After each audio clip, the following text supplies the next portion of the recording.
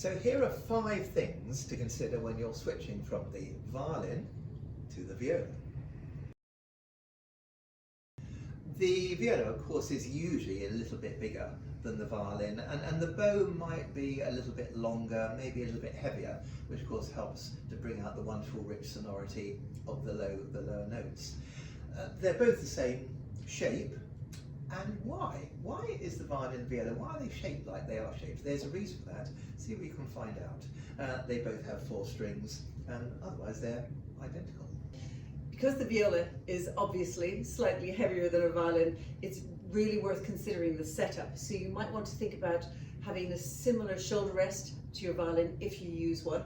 It'll need to be bigger, and perhaps a center chin rest. They come on the side, in fact both sides, like violins, but I like to use the center one if I'm swapping quite a lot between the instruments.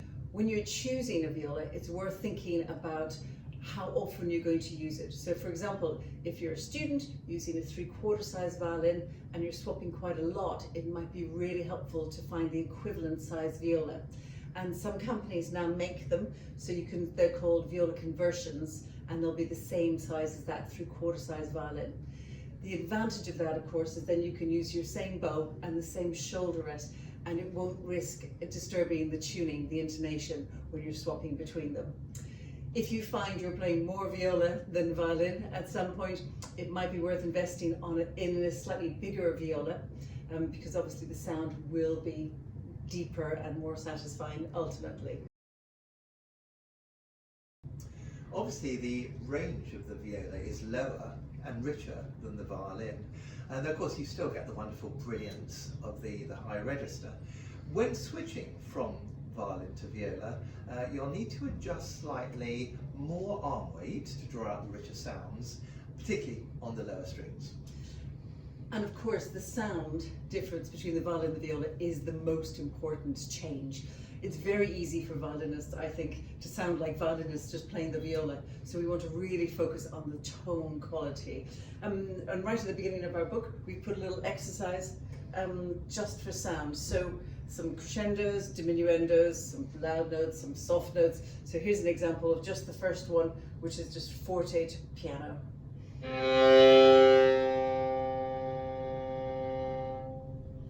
And you can immediately, as a violinist, feel the extra weight that you have to put into the string, and you can actually see the C string vibrating really clearly because it's so thick, and that's really helpful, so you know you've got the right point of contact, the distance from the bridge and the fingerboard, and you've got the right weight in your bow arm.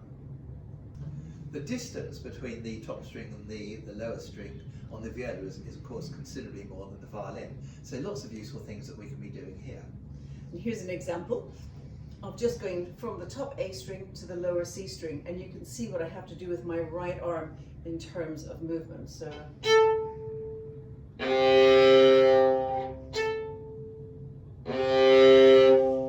and that's really useful just to see the range of movement. And we can do a similar thing actually in the same stage in our book with the left hand, because obviously going around higher on the fingerboard, it's a lot further around than it would be, and that's why sometimes it's useful to have a center chin rest as well, because it makes it feel a little bit more similar to a violin. So something like this.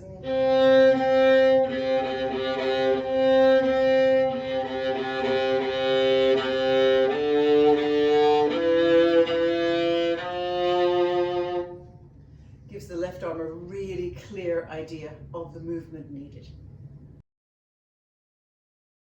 Something else new to learn is the clef. Viola music is written in the famous viola clef, the alto clef, the C clef, although sometimes you do get treble clef for the higher notes. And this means learning a new clef, but that's fun. It's great fun learning new things, particularly something as interesting as learning a new clef. The actual history of the alto clef, the C clef, is rather interesting, and we can trace its beginnings right back to church music of the 12th century, and we can see how the shape changed over the years to become that wonderful, elegant symbol that we know and love today. So there's no shortcut to learning the alto clef. It's worth doing it properly. It's not hard. You just need to be quite organized, and the book takes you through all the steps you need. For example, spotting intervals, which we talk about in stage 5 here, is really helpful. Knowing where the open strings are on the clef, and then it makes it really easy to know what notes are seconds or fourths away from that. So we do quite a lot of interval practicing here. I know some teachers and some pupils think, oh, I'll just imagine I'm playing violin but in third position. It doesn't work for very long, that approach, I'm sorry to say. Particularly when you get into more interesting repertoire or inner parts, it's best just to know the names of the notes and to go for it in a really holistic way.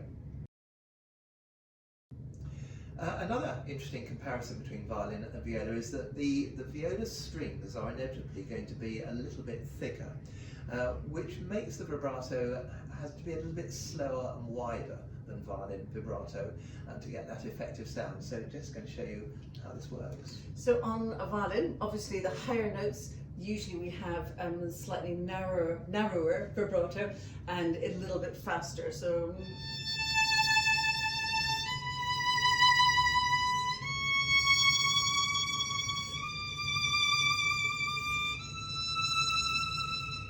now if I was to pick up my viola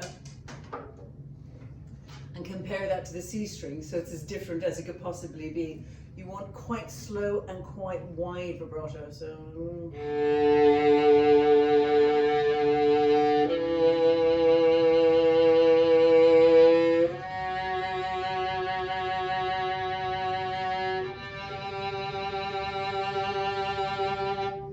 and of course the massive advantage of that is that as a violinist you'll be used to doing faster and narrower vibrato, which is really helpful for the A string, and depending on which colour you want obviously to have the tone, but also when you go back to the violin it makes the vibrato a bit more relaxed, a little bit looser, so again you have a lot more choice in terms of colours when you go back to the violin.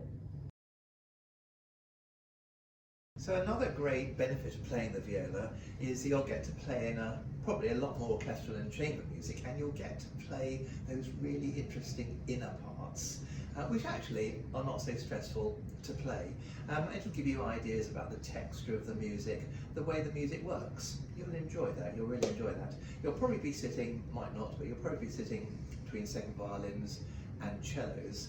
There's loads of actual beautiful viola parts in a lot of this chamber music. So in the book we've included a lot of the extracts and the famous tunes, so that if you get to play them in an orchestra or in a chamber group, you'll be well prepared. So this is the Dvorak American Quartet.